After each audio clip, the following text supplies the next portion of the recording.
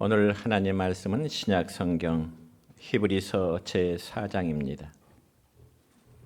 히브리서 제4장 신약 성경 356페이지에 있습니다. 356페이지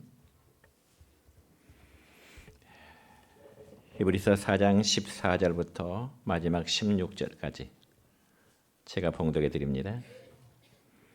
그러므로 우리에게 큰 대제사장이 계시니 승천하시는 이 곧 하나님의 아들 예수시라. 우리가 믿는 도리를 굳게 잡을지어다.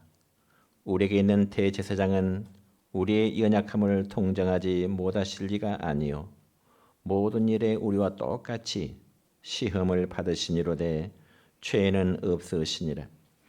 그러므로 우리는 긍휼하심을 받고 때를 따라 돕는 은혜를 얻기 위하여 은혜의 보좌 앞에 담대히 나갈 것이니라. 아멘. 사랑과 축복의 메시지 나눕니다. 사랑하고 축복합니다. 사랑하고 축복합니다. 네, 감사합니다. 오늘은 신약성경 히브리서 4장 14절부터 16절에 있는 말씀을 중심해서 때를 따라 돕는 은혜라는 제목으로 오늘 말씀을 선포하고자 합니다. 여러분, 우리가 신앙생활을 하면서 사모하는 것 중에 하나는 아마 은혜일 것입니다. 그래서 개인적으로나 공적으로 기도할 때면 하나님의 은혜를 간구하고 있습니다.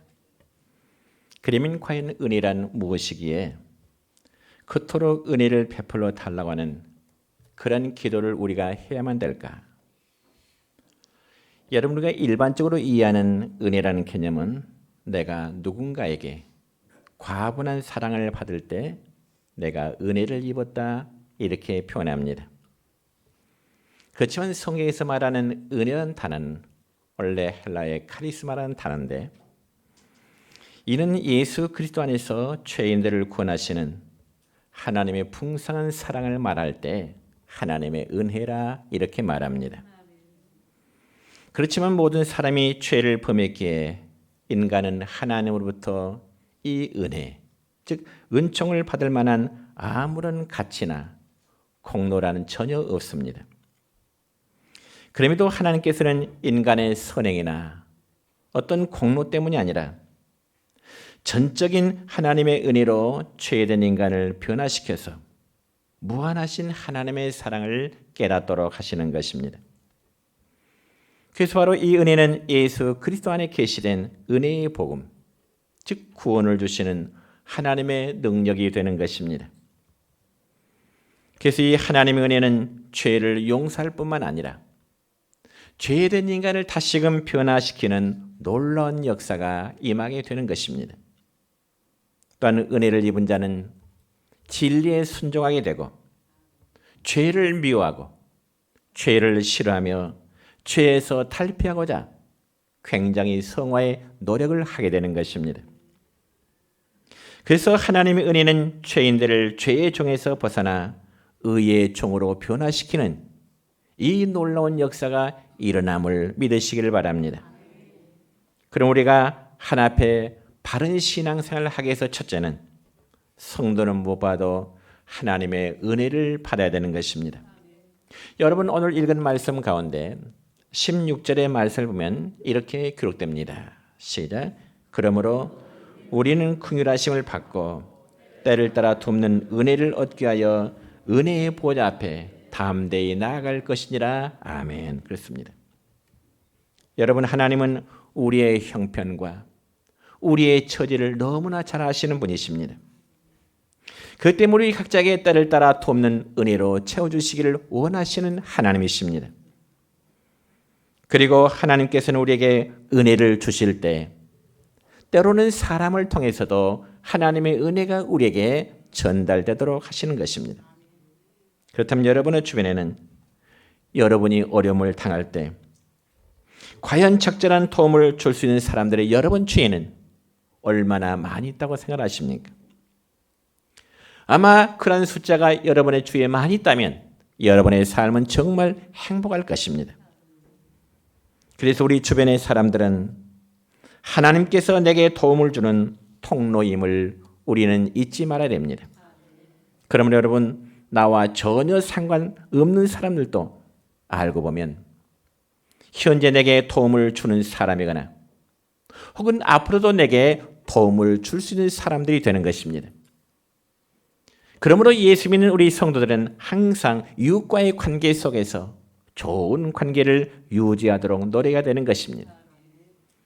그래서 하나님께서는 우리가 행복한 삶을 살아갈 수 있도록 이 땅에 세 가지의 공동체를 세우셨는데 그것이 바로 가정과 그리고 교회와 그리고 국가입니다. 그러므로 이 세 가지의 공동체를 잘 이루어가야 우리의 삶은 행복하게 되는 거죠. 왜냐하면 여러분 가정이 엉망인 사람은 아무리 행복을 얻으려 할지라도 행복을 얻을 수가 없기 때문에 그렇습니다. 또한 교회에 적을 두지 않았거나 교회의 관계가 불편한 사람은 개인적으로나 그리고 영적인 생활에서 문제가 되기 때문에 행복할 수가 없습니다. 그리고 나라와 관계가 불편한 사람, 의무 불이행자가 되고 범법자가 되면 그 사람의 삶 역시 결코 행복할 수가 없습니다. 그러므로 성도는 예배를 통해서 죄를 자복하고 그리고 하나님으로부터의 죄 용서함의 그 체험을 하고 관계 회복으로 우리는 은혜를 받아야 되는 것입니다. 그래서 우리가 속한 공동체에서 서로 돕고요, 서로 용서하고요, 서로 격려할 때 커다란 힘과 이루함이 되고 은혜로운 관계가 자연스럽게 이루어질 줄 믿습니다. 그리고 하나님께서는 우리에게 은혜를 주시되 또한 직접 주시기도 하는 것입니다. 그래서 구약성경 시편 121편 1절과 2절까지의 말씀을 볼까요? 이렇습니다. 시작. 내가 산을 향하여 눈을 들리라. 나의 도움이 어디서 올까? 나의 도움은 천지르신 여호와에게서로다. 시편의 기자는 나의 도움이 천지르신 여호와 하나님으로부터 온다고 고백하고 있습니다. 뿐만 아니라 시편 46편 또한 1절의 말씀을 보면 또 이렇습니다. 시작. 하나님은 우리의 피난처시요 힘이시요 환난 중에 만날 큰 도움이시라. 아멘. 환난 중에 만날 우리의 큰 도움, 저와 여러분이 믿는 여호와 하나님이심을 믿으시기 바랍니다. 여러분 성경에 보니까 이스라엘 백성들은 애굽 땅에서의 구원이나 그리고 광야 40년 삶 속에 하나님이 그들을 돌보심과 약속의 땅 가나안 점령의 모든 과정 속에는 하나님의 전적인 도우심, 하나님의 전적인 은혜가 그들에게 있었습니다. 그렇다면 오늘 우리의 광야 같은 인생 길에도 이러한 은혜가 여러분에게도 있기를 축원합니다. 그리고 우리가 하나님의 은혜를 받으면 아무리 어려운 삶의 장애물도 능히 극복할 수 있게 되는 것입니다. 여러분 구약성경 우리는 창세기 6장의 말씀을 보면 하나님이 창조하신 이 모든 체면에 사람들이 다 죄로 치우쳐 악해져 가게 됩니다. 그래서 구약성경 창세기 6장 5절과 6절까지의 말씀을 보면 범죄한 이 세상을 향한 하나님의 계획이, 하나님의 마음이 이렇게 포함된 데 함께 있습니다.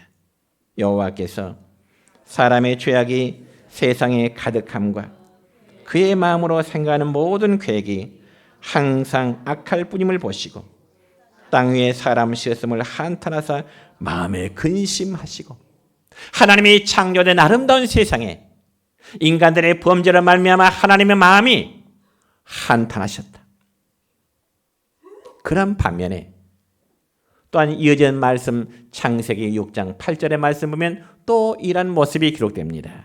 시작. 그러나 노아는 여호와께 은혜를 입었더라. 아멘. 그러니까 은혜 받은 노아는 악한 세대를 본받지 않고요, 경건한 신앙으로 살아갈 수 있었다는 말씀입니다. 여러분, 그러한 삶으로 산다는 것이 과연 쉬울까요? 모든 사람들이 악하고 죄 속에 살아가는 그 속에서 노아가 하나님의 은혜를 입었다는 것은 이건 보통 위대한 일이 아닙니다. 그러한 모습 속에서 의인으로 산다고 하는 것 결코 쉽지 않았을 것입니다. 여러분, 예를 들어서 여러분의 주변에 예수 믿는 동역자들, 예수 믿는 믿음의 형제들이 많다면 여러분 스스로도 신앙생활하기에 참 어려움이 없을 것입니다. 그런 반면에 여러분 주변에 하나님과 예수님에 대해서는 전혀 알지 못하고, 아니 오히려 부정하는 사람들 속에 여러분 개인만이 예수님을 믿는다고 하는 것은 참으로 대단한 일입니다. 그래서 하나님은 그런 자들에게 은혜와 축복을 주실 줄 믿습니다. 성경에 보니까 하나님의 은혜를 받은 욥은 고난 속에서도, 육신의 고난 속에서도 그 시험을 이길 수가 있었고, 하나님의 은혜를 받았던 이 다윗은 어려서부터 사나운 짐승도이고 심지어는 블레셋의 위대한 골리앗 장군도 이겨낼 수 있었고, 수많은 대적자들과의 죽음의 시련 속에서도 믿음의 사람 다윗은 이겨낼 수가 있었던 것입니다. 그러다 보니까 그의 위대한 신앙 고백인 시편 23편의 말씀을 보면 다윗은 노래하기를 내가 사망의 음침한 골짜기로 다닐지라도 두려워하지 않을 것은 주의 지팡이와 막대기가 나를 안위하시나이다. 그 위대한 믿음의 고백을 하고 있는 것입니다. 그리고 신약성에 보면 바울 사도는 예수 그리스도의 복음을 전하다가 수많은 대적과 시련을 만났을 때 그럼에도 불구하고 바울은 이러한 신앙의 고백을 하게 됩니다. 어디에요? 로마서 8장 35절의 말씀 볼까요? 이렇습니다. 시작. 누가 우리를 그리스도의 사랑에서 끊으리요? 환난이나 권고나 박해나 기근이나 적신이나 위험이나 칼이랴. 아멘. 그러면서 하나님이 우리를 위하시면, 하나님이 우리와 함께 하시면 누가 우리를 대적하리요? 우리가 넉넉히 이길 수 있다는 믿음의 고백을 바울은 하고 있는 것입니다. 이러한 바울의 고백이 우리 모두의 고백이 되시기를 바랍니다. 그리고 또한 사도행전 말씀을 보면 믿음의 사람 스데반 집사님은 돌에 맞아 순교하면서도 성령과 은혜가 충만하여 마치 그의 얼굴이 천사와 같이 빛났더라. 그렇게 기록됩니다. 그러면서 자기를 돌로 치는 자들을 용서해 달라고 하는 중보의 기도까지 스데반 집사님은 하나님께 올리고 있습니다. 그렇다면 오늘 우리도 은혜를 받으면 어떤 시련과 유혹과도 이겨낼 수 있을 줄 믿으시기 바랍니다. 그러므로 지금 여러분도 삶의 자리에서, 여러분의 형편에서 여러 가지의 삶의 어려움이 있을 수 있습니다. 그래서 어떤 분은 육체의 진리병으로 인해서 어려움 중에 있는 믿음의 성도도 있고요. 어떤 성도는 인간관계 때문에 마음의 상처를 받은 성도도 있을 수가 있고요. 또 어떤 분은 가족이 어려움에 처해서 삶의 고통 중에 있는 분도 있습니다. 그 외에도 여러분, 우리 인간의 삶에는 수많은 어려움들이 우리의 현실을 참 힘들게 합니다. 그러나 그러할지라도 우리 모두는 때를 따라 돕는 은혜를 받고 하나님의 은혜로 넉넉히 이기시기를 축원합니다. 그래서 성도들이 하나님의 은혜를 체험하게 되면 사명을 깨닫게 되고요. 주어진 사명을 감당하고자 하는 힘이 생기게 되는 것입니다. 특별히 우리가 사도행전의 말씀을 보면 초대교회 성도들이, 초대 예루살렘의 교회 성도들이 성령의 충만한 은혜를 받게 될 때 그들은 복음의 증인으로서의 사명을 감당하게 되었습니다. 그래서 별 볼 일 없는 어부들과 세리, 그리고 주님을 박해하던 자들이 은혜를 받고 사명자들이 되었듯이 우리 모두가 그러한 은혜 받기를 우리 주님의 이름으로 축원합니다.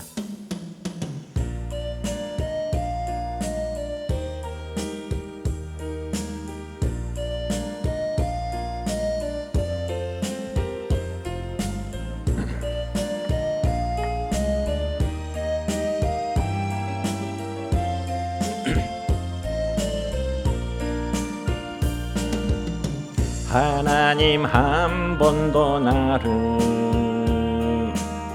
실망시킨 적 없으시고 언제나 공평과 은혜로 나를 지키셨네.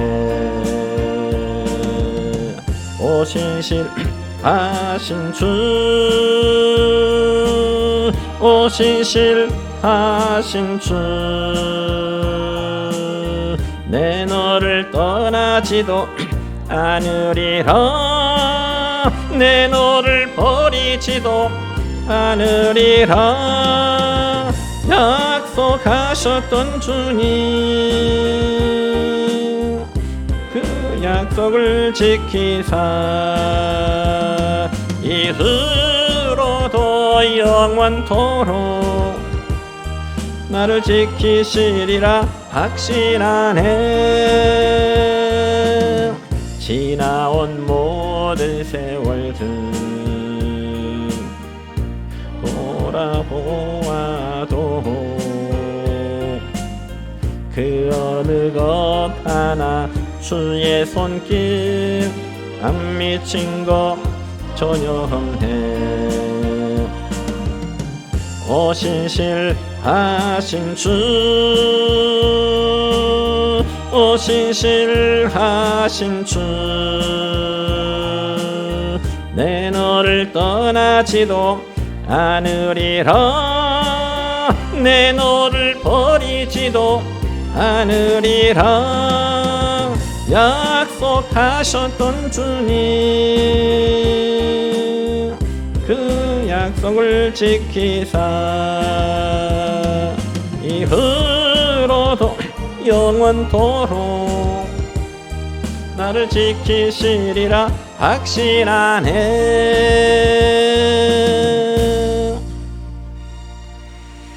두 번째로 성도는 은혜 받기를 사모해야 됩니다.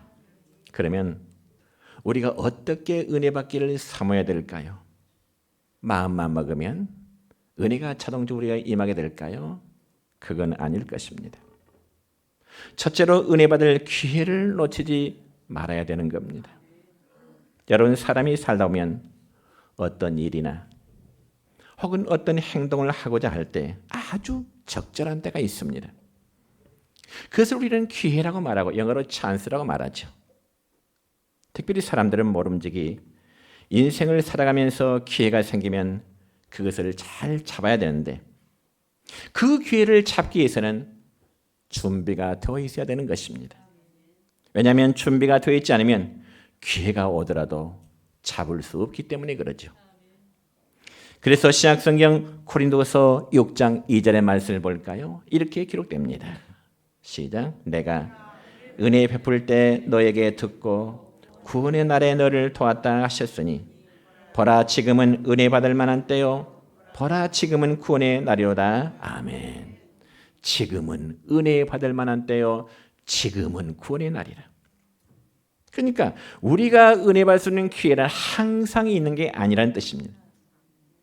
그래서 오늘 본문 16절의 말씀에 보면 우리는 긍휼하심을 받고 때를 따라 돕는 은혜를 받기 위하여 은혜의 보좌 앞에 담대히 나갈 것이니라. 때를 따라, 때를 따라. 이것은 하나님의 정하신 때라는 의미입니다. 그래서 구약성경 우리는 전도서 3장 1절의 말씀을 볼까요? 이렇게 기록됩니다. 시작. 범사에 기한이 있고 천하만사가 다 때가 있나니 날 때가 있고 죽을 때가 있으며 심을 때가 있고 심은 것을 뽑을 때가 있으며 죽일 때가 있고 치료할 때가 있으며 헐 때가 있고 세울 때가 있으며 아멘.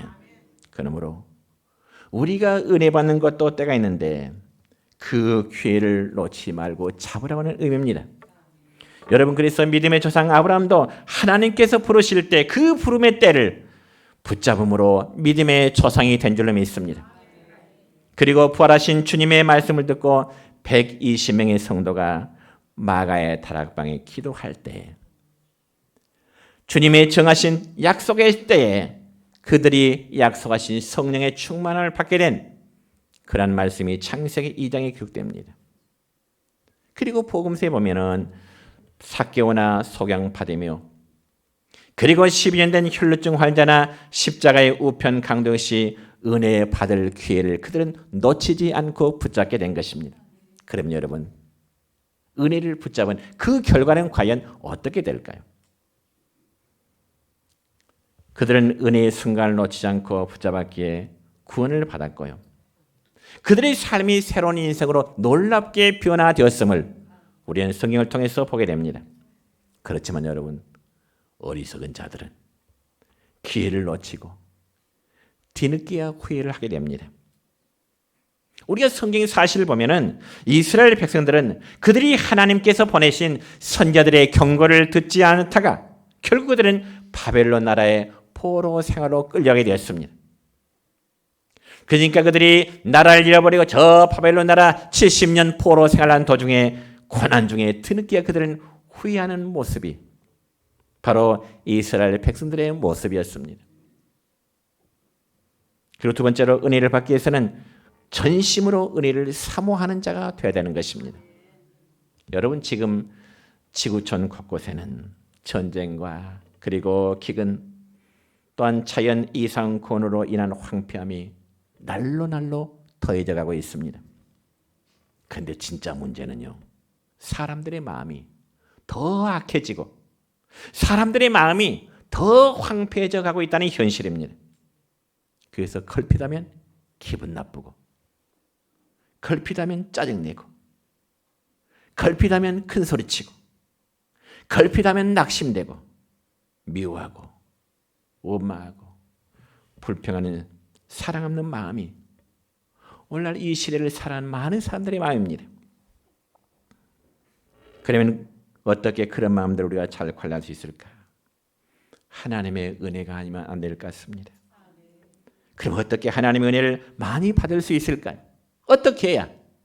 그 점에서 오늘 본문 말씀 14절의 말씀을 볼까요? 이렇게 기록됐네요. 시작. 그러므로 우리에게 큰 대제사장이 계시니 승천하시니 곧 하나님의 아들 예수시라. 우리가 믿는 도리를 굳게 잡을지어다. 아멘. 우리가 믿는 도리를 굳게 잡으라. 이 말은 굳게 믿으라 혹은 굳게 신뢰하라, 흔들리지 말아라, 그런 뜻입니다. 여러분, 구약시대의 대제사장은 짐승의 피를 통해 백성들의 죄를 용서받게 했습니다. 그렇지만 예수님은 자기의 피를 십자가에 드림으로 인류의 죄를 용서함 받도록 하셨습니다. 그래서 방금 읽은 14절의 말씀을 보니까 예수님을 가리켜서 큰 대제사장이라, 대제사장 앞에 큰이라는 수식어를 넣습니다. 큰 대제사장. 그러므로 하나님의 은혜를 받는 가장 효과적인 길은 오직 예수님을 통한 길밖에 없습니다. 그리고 그분을 굳게 믿는 것뿐입니다. 여러분, 우리가 살면서 어려울 때마다 다른 길을 찾지 말고 그럴 때일수록 힘들수록 예수님을 붙들고 예수님 바라보시기 바랍니다. 사실 예수님만큼 우리의 사정과 우리의 심정을 아시는 분 없어요. 오늘 읽은 말씀 가운데 15절 볼까요? 이렇습니다. 시작. 우리에게 있는 대제사장은 우리의 연약함을 동정하지 못하실 리가 아니요 모든 일에 우리와 똑같이 시험을 받으시니로되 죄는 없으시니라. 아멘. 그러니까 예수님은 저와 여러분의 우리의 연약함을 몸으로 절실히 느끼신다는 거죠. 우리의 연약함을 주님은 너무나 잘 아신다는 말씀입니다. 즉 예수님은 우리의 형편과 우리의 약점 너무 잘 아십니다. 그러므로 자신의 약점을 우리는 낙심하지 마시기 바랍니다. 나는 죄가 많으니까, 나는 가진 것 없으니까, 나는 배운 것이 없으니까, 그런 약점에 몰두하기보다 장점을 개발해 사는 것이 우리를 향하신 주님의 뜻인 줄 믿으시기 바랍니다. 그러므로 우리에게 약점이 있고 죄와 허물이 있어도 은혜의 보좌 앞에 담대히 나가야 되는 것입니다. 다시 한번 본문 16절 볼까요? 다시 한번 16절 시작. 그러므로 우리는 긍휼하심을 받고 때를 따라 돕는 은혜를 얻게 하여 은혜의 보좌 앞에 담대히 나갈 것이니라. 아멘. 그런 점에서 우리 성도는 때로는 하나님 앞에서요 좀 뻔뻔해질 필요가 있습니다. 저와 여러분이 하나님 앞에서 좀 뻔뻔해지지 하고요. 매일 넘어지는 자신의 모습을 보면 도저히 은혜를 달라고 하나님 앞에 강구할 염치가 없지만은 그래도 은혜를 달라고 구해야 된다는 겁니다. 그래서 사람들 보기에는 그러한 요구가 어쩌면 뻔뻔스러운 모습 같지만은 하나님은 오히려 그 마음을 그 모습을 기뻐하실 줄 믿습니다. 물론 좀 더 성숙한 모습으로 하나님께 나가면 좋겠지만 부족해도 담대히 은혜의 보좌 앞에 나가야 되는 것입니다.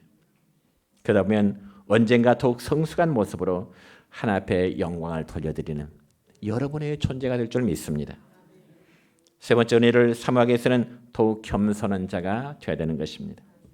여러분, 은혜를 받는 사람의 공통점이 있는데 그건 하나같이 겸손한 사람들입니다. 겸손한 자세를 갖춘 사람들입니다. 그러므로 지금보다 더 큰 은혜를 원하면 지금보다 더 겸손해져야 될 줄 믿습니다. 왜냐하면 여러분, 교만하면 열릴 길도 닫히지만 겸손하면 닫힐 길도 열리게 될 줄 믿습니다. 그래서 성경에 보니까 이스라엘 초대왕 사울왕은 그가 겸손할 때 왕로서의 세움을 입었지만은 교만하게 될 때 하나님은 그를 버리셨습니다.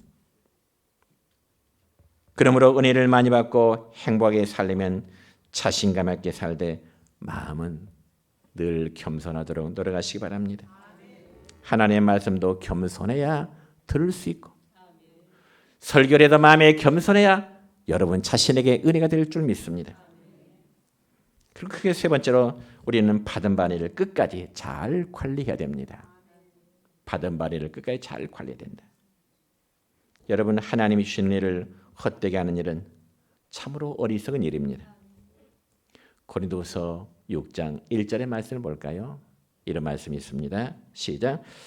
우리가 하나님과 함께 일하는 자로서 너희를 권하노니 하나님의 은혜를 헛되이 받지 말라. 하나님의 은혜를 헛되이 받지 말라.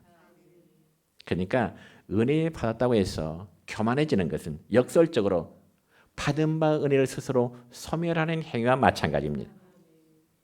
특히 하나님께 받은 바 은혜는 외형적으로 다양하게 나타날 수 있습니다. 예를 들자면 어떤 성도가 은혜 받는데 방을 한다든지, 어떤 성도가 은혜 받고 병을 고치는 신유의 은사를 베푼다든지, 그 외에도 다양한 능력을 행할 수가 있습니다. 그러다 보면 스스로 교만함에 이르러 자신이 받은 바의 은혜를 소멸할 때가 있게 되는 것이죠. 그렇지만 여러분, 우리는 신약 성경 고린도서 15장 10절의 말씀 보면 사도 바울은 자신이 하나님께 받은 바의 은혜에 대해서 이런 고백을 합니다. 시작. 내가 나된 것은 하나님의 은혜로 된 것이니 내게 주신 그의 은혜가 헛되지 아니하여 내가 모든 사도보다 더 많이 수고했으나 내가 한 것이 아니오 오직 나와 함께 하신 하나님의 은혜로라. 아멘. 내가 한 것이 아니라 오직 나와 함께 하신 하나님의 은혜라. 바울은 자신이 주님의 사도로 일하게 된 것은 오직 하나님의 은혜라고 하면서 그 은혜가 너무나 커서 주의 종으로 복음의 전도자로 사도로 일하는 그 은혜가 너무나 커서 바울은 그 은혜가 헛되지 않게 하려고 다른 사도들보다 더 많이 수고하였다고 고백합니다. 그리고 자신이 한 일도 자신이 한 일이 한 것이 아니라 오로지 나와 함께 하신 하나님의 은혜 때문이라 고백합니다. 그렇습니다. 이게 바로 은혜를 간직하고 살아가는 참 그리스도인의 삶의 자세입니다. 그런 반면에 성경에는 은혜를 헛되게 받아서 받은 은혜를 실족해서 망한 자들이 있습니다. 대표적인 몇 사람을 소개해 볼까요? 방금 전에 소개한 이스라엘의 초대왕인 사울왕이 그랬습니다. 발람 선지자, 가룟 유다, 데마와 같은 사람들입니다. 어떤 교회에 정부의 고위 공무원으로 있었던 한 집사님이, 어느 교회 이야기입니다. 정부의 고위 공무원으로 근무하던 한 집사님이 은혜를 받아서 어느 날 목사님을 찾아서, 목사님, 저 직장 그만두고 신학에서 목회 길을 가기를 원합니다. 그렇게 상담을 했습니다. 근데 그 목사님은 그 집사님의 상담 이야기를 듣고 그분의 성품과 또 그분의 신앙을 보아서 하나님의 뜻이 아닌 것 같아서 말렸습니다. 집사님, 아직은 아닌 것 같습니다. 그럼에도 그 집사님은 이제 기어코 신학교에 가서 공부하고 목사 안수를 받은 후에 교회를 개척했습니다. 그런데 교회를 개척한 지 2달 만에 그 목사님은 죽게 됩니다. 물론 정확한 사인은 모릅니다. 그런데 주변 사람들의 말에 의하면 그분은 신학교에 다니면서부터 자기가 최고의 영성을 가졌다고 굉장히 자랑을 이제 하더라는 것입니다. 굉장히 자기는 최고의 영성을 가졌노라고. 또한 목사 안수를 받던 날부터 자기보다 나이가 젊은 선배들에게도 바로 말을 놓더라는 겁니다. 이제 같은 목사가 아니냐, 같은 목사지 않느냐, 아마 그런 심정이었겠죠. 교만은 패망의 선봉일 뿐입니다. 그렇다면 은혜 받은 우리들의 삶은 어디야 될까요? 받은 은혜를 더 풍성하기 위해서는 본문 16절의 말씀처럼 은혜의 보좌 앞에 날마다 나아가기를 힘써야 되는 것입니다. 그리고 은혜의 보좌 앞에 나갈 때 담대히 나가라 했는데, 이 담대라는 이 원어의 뜻을 보니까요, 숨김없이 그리고 뻔뻔스럽게 그런 뜻이네요. 그러니까 과거에는 지은 죄로 말미암아 하나 앞에 감히 자유롭게 나갈 수 없었지만은 지금은 죄를 숨기지 말고 자유롭게, 어쩌면 뻔뻔한 모습이라도 하나님께 나가라는 것입니다. 우리 모두는 하나 앞에 뻔뻔스럽더라도 나갈 수 있기를 축원합니다. 왜냐하면 예수님께서 그 일을 열어주셨기 때문에 그렇습니다. 그래서 종교개혁자 마르틴 루터는 이런 말을 남겼습니다. 사람에게는 관리, 상인, 농부 혹은 노동자의 직책에 차이는 있을 수 있으나 하나님 앞에서 만인은 다 동등하다.